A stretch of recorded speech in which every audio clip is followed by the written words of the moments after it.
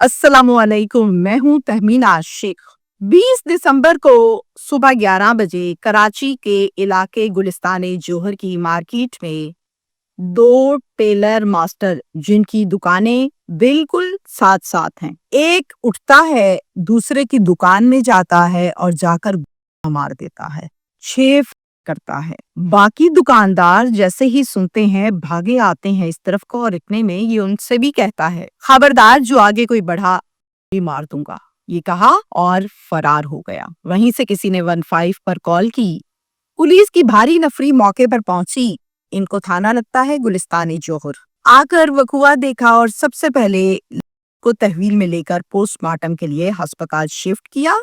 Police वालों को इन दुकानदारों ने ये बताया कि ये दोनों तो हम नवाला हम प्याला दोस्त हैं, यानी इनकी बहुत बनती है। खैर, झटपट पुलिस ने काम किया, मुलजिम को गिरफ्तार कर लिया। तफ्तीश में इसने जो कुछ बताया वो सुनकर इंसान हैरान और परेशान हो जाता है कि इतने सालों की मोहब्बत, ताल्लुक, रिश्ता, एतबार एक पल में कैसे टूटता है। ये सब मैं आपको आज की इस वीलॉग की डिटेल में बताऊंगी।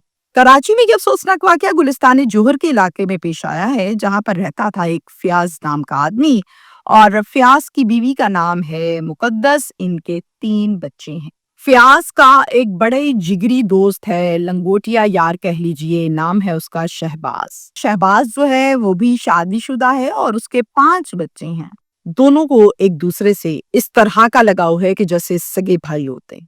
खून खोलता है एक दूसरे के पीछे। जहां कोई किसी को प्रॉब्लम हो, मसला हो, खुशी हो, गम हो, इकट्ठे। दोनों ही गारमेंट्स की एक फैक्ट्री है, उसमें जॉब करते हैं। शहबाज को एक दिन बाकायदा सऊदी अरब का वर्किंग वीजा मिल जाता है। जाके बड़ी खुशी खुशी अपने दोस्त को बताता है, कहता है यार मैं तुझे पता है कब से कोशिश कर रहा था, तो अल्लाह ने देखो मेरी सुन ली है, मुझे वर्किंग वीजा मिल गया, मैं जा रहा हूँ। कहता है यार अल्लाह तुझे खैर दे, तू जरूर जा जरूर जा। बड़े खुश हैं एक दूसरे के लिए। चला जाता है। वहां जाकर ये कॉल्स वगैरह तो करता है, उसी तरह से बातचीत बिल्कुल डिटेल से हर चीज शेयर होती है जैसे यहाँ होती थी, लेकिन बस फेस टू फेस मुलाकात रह जाती है। अपने बीवी बच्चों को खर्चा पानी खुला डुला भेजता है और जिंदगी जो है वो बड़ी पुरसकून और बेहतरीन गुजर रही है। 5 साल वहां पर इसने गुजारे और 5 साल के बाद ये वापस जब कराची आया तो जाहिर है अपनी फैमिली से मिला, दोस्त से मिला, फयाज के घर गया, वहां पे मिला उनसे। अब फयाज को ये कहता है यार अब दिल नहीं करता मेरा, परदेस बड़ा मुश्किल है काटना, मेरा नहीं दिल करता मैं जाऊं। अलबत्ता मैंने कुछ जमा पूंजी इकट्ठी की हुई है, उससे मैं कोई यहाँ पे कारोबार करूंगा। आगे से फयाज कहता यार मैंने भी वो फैक्ट्री वाली जॉब जो थी ना वो छोड़ दी थी तेरे जाने के बाद। फायदा कोई नहीं था, अपने कारोबार में बड़ा फायदा होता है, तो मैंने दुकान खोल ली। टेलर मास्टर की अच्छी चल रही है और मुनाफा भी नौकरी से ज्यादा हो रहा है। आगे से शहबाज कहता है तुझे पता है ना हमने काम इकट्ठे सीखा था, हुनर तो मेरे पास भी है, क्यों ना मैं भी खोल लेता हूँ दुकान, जो जमा पूंजी है वो इन्वेस्ट कर लेता हूँ और काम भी जानता हूँ, तजुर्बा भी है, तो काम मेरा अच्छा चलेगा। कहता है ये सबसे अच्छा आइडिया। कहता मैं कल ही देखता हूँ कि कोई दुकान बिल्कुल करीब में मिल जाए, आके तुम भी वहां खोल लो और हम फिर से इकट्ठे हो जाएंगे। Okay done. और फिर फयाज अपने दोस्त शहबाज को बिल्कुल साथ वाली दुकान किराए पर ले देता है।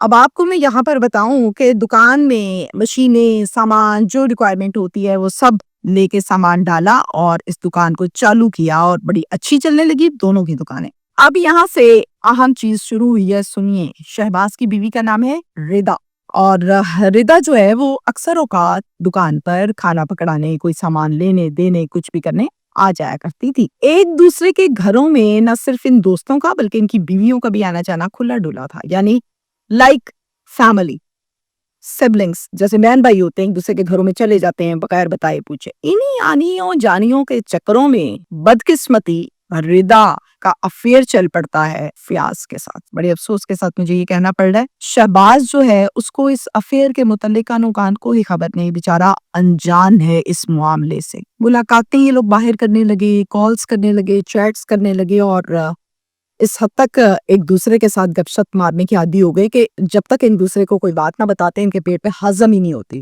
रिदा इस मुकाम पर आ चुकी थी कि वो ये चाहती थी कि मैं तलाक लूं शहबाज से और शादी कर लूं आराम से फयाज से। बदकिस्मती यही कुछ फयाज भी चाहता था। दोनों हाथों से ताली बज रही थी। یہ دونوں اتنے بے لگام گھوڑے ہو چکے تھے. ایک 3 بچوں کا باپ ہے, دوسری 5 بچوں کی ماں ہے, اور پھر افیئر ڈوب کے مر جانا چاہیے. ردا کیا کرتی تھی, اس کو چونکہ اپنا شوہر برا لگتا تھا, وہ ہر چھوٹی سے چھوٹی بات پہ جھگڑا, تماشا, مسئلے مسائل, بات بڑھانا اور اس قسم کی حرکتیں کرنے لگی. شہباز بیچارہ, جس کو پتہ ہی کچھ نہیں ہے, وہ پریشان رہنے لگا کہ نہ میں کچھ کہتا ہوں نہ مسئلہ مسائل, کبھی ہمارا کوئی پرابلم نہیں ہوا, پوری زندگی گزر گئی, 5 بچے ہیں, اب آ کے اس کو میں برا لگنے لگی ہوں. وہ اندر ہی اندر پریشان رہتا تھا. کبھی ردا کی فیملی بیچ میں پڑتی, صلح کراتی, کبھی اس کی پڑتی, کبھی کوئی پڑتا اور صلح ہو جاتی. لیکن ردا نفرت کی حد تک اس کے ساتھ رویہ اختیار کر چکی تھی. اور اب آ کے تو یہ معاملات تھے کہ فیملی والے بھی تنگ آ گئے تھے کہ ہم کب تک ان کی صلح کرائیں, ان کا تو مسئلہ حل ہی نہیں ہوتا. ردا لڑ کر ایک دن اپنی ماں کے گھر چلے گئی اور اپنے بچے یہیں پر چھوڑ دیے. ماں سے جا کے بضد ہو گئی کہ میں تنگ آ گئی ہوں جھگڑ کے ان باتوں سے, ضلالت سے, میں نے اب اس کے ساتھ نہیں رہنا, میں کھولا لوں گی. گھر والے پہلے تو ایگری نہیں تھے, لیکن اس نے چونکہ ضد لگائی اور پھر اپنی ضد پگائی, کھولا لے لی. اب کھولا جھگڑا یہاں تک نوبت کیوں آئی ابھی بھی نہیں جانتا تھا یہ شہباز. کھلا جب ہو گئی تو جناب دونوں سرعام ملاقاتیں کرتے تھے. پہلے چھپ چھپ کے کرتے تھے, اب ڈر خوف ختم, اب یہ سرعام ملاقاتیں کرتے تھے. شہباز نے ردا کو ایک دن گھومتے پھرتے, ہنستے مسکراتے, آئس کریم کھاتے اور کھلاتے دیکھ لیا. فیاض کے ساتھ اس کا ایک رنگ جائے ایک رنگ آئے کہ یہ کیا ہو رہا ہے میرے پیچھے سے, یعنی مجھے سائڈ پہ کر دیا. بہت سوالات آئے دل میں اور آخرکار سمجھ گیا کہ اس کے ساتھ ہوا کیا ہے. بہت زیادہ افسردہ, پریشان, آخرکار حوصلہ کر کے چلا گیا سیدھا دکان پہ اور جا کے کہتا ہے, فیاض یار میرے ہی گھر میں تو نے یہ کچھ کرنا تھا, میں تو تجھے بھائی بنا کے تیرے ساتھ چلتا تھا, تیرے گھر آتا, تو میرے گھر آتا, میں کہتا تھا میری بازو ہے, مجھے کیا پتا کہ میری بازو نہیں, میری قبر میں چھرا کھونپنے والا ہی تو ہے. فیاض کیا کہتا ہے میری بات سن, میں نے ردا کے ساتھ افیئر شفیئر کوئی نہیں چلایا. جب تم لوگوں کی خلا ہوئی ہے اس کے بعد میرے تعلقات شروع ہوئے, اور میں کوئی افیئر اب بھی نہیں چلاؤں گا, میں نکاح کر رہا ہوں اس سے. کہتا ہے یار تو جو کرنا ہے تو کر, مجھے تو نفرت ہو گئی ہے, دل ٹوٹ گیا میرا, یہ جو دکان ہے نا خالی کر اس کو فوراً, میرے سامنے نہ آیا کر نظروں کے, مجھے نفرت ہوتی ہے, میرا دل چاہتا ہے تجھے مار دوں, مجھ سے برداشت نہیں ہوتا, تو نے میرے ساتھ کیا کیا, پوری زندگی کا اعتبار توڑ دیا. فیاض کہتا ہے میری تو دکان اپنی ہے, تو دکان خالی کر. میں کیسے خالی کر دوں بھائی, میں دکان کا مالک ہوں, میں نے تو خریدی ہے. طلاق ہو گئی, تیرا رشتہ ختم ہو گیا. اب جھگڑا تماشا کیسا, نفرت کیسی, باتیں کیسی, میں نے ذکر نہیں کیا تو بھی نہ کر, تو ہی آیا ہے ذکر کرنے. جس کو لگی ہوتی ہے وہ تو چیختا ہے, اب جس کو نہیں لگی وہ کیوں چیخے گا. اصل مسئلہ یہاں پر یہ تھا, شدید قسم کا جھگڑا ہوا. اور اب یہاں پر میں آپ کو بتاؤں کہ فیاض کے بڑے بھائی کا نام ہے رزاق, اور ادھر سے شہباز کا جو بڑے بھائی ہے اس کا نام ہے شفیق احمد. یہ ہو گئے 4 لوگ اور کچھ دکاندار, سب مل کر بیٹھے.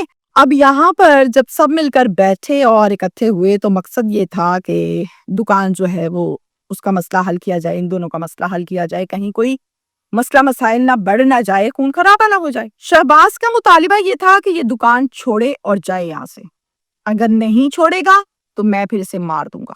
سرعام وہ کہہ رہا ہے پنچایت میں. فیاض نے کہا نہ میں نے تیری خلا کرائی ہے, نہ تم میاں بیوی کا گھر خراب کیا ہے, تم بلا وجہ مجھ پر شک کر رہے ہو. اگر تمہاری خلا ہو گئی اور اس کے بعد میرا تعلق بنا تو تمہیں کیا تکلیف ہے اس سے, اب تو تمہارا تعلق ہی نہیں رہا تھا, تم دکان چھوڑ دو, میں نہیں چھوڑوں گا. رزاق کہتا ہے یار 3 مہینے کا ٹائم ہے, 3 مہینے نکال لو, شادیوں کا سیزن ہے, کاروبار کا ہمارا سیزن ہے, یہ سیزن ہم پوری کر لیں, پھر اس کے بعد ہم یہاں سے چلے جائیں گے. لیکن اس دوران ایک دوسرے کی دکانوں میں نہ آنا جانا ہے, نہ بات چیت کرنی ہے, نہ کوئی جھگڑا ہے, صبر کر لو صرف 3 مہینے.